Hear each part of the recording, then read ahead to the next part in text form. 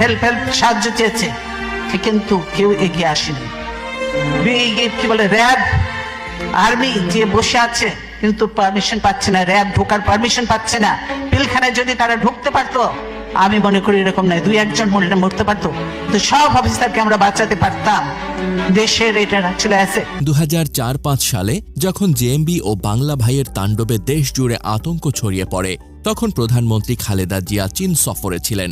তিনি দ্রুত দেশে ফিরে এসে কর্নেল গুলজারকে এই সংকট মোকাবেলার দায়িত্ব দেন। কর্নেল গুলজারই তখন জঙ্গিবাদ দমনের মূল নায়ক ছিলেন। তার নিখুঁত গোয়েন্দা তৎপরতায় ভয়াবহ জঙ্গি সংগঠন জেএমবির শীর্ষ নেতা শায়েক আব্দুর রহমান সিলেটের সূর্যদিঘল বাড়িতে ধরা পড়েন। পুরো বাড়িটি ধ্বংস করার নির্দেশ থাকলেও কর্নেল গুলজার তার বুদ্ধিমত্তা ও কৌশল দিয়ে বিনা রক্তপাতে তাকে আত্মসমর্পণে বাধ্য করেন, যা আন্তর্জাতিক মিডিয়ায় ব্যাপক প্রশংসিত হয়। শুধু তাই নয়, কুখ্যাত বাংলা ভাইকে গ্রেপ্তারের সময় তিনি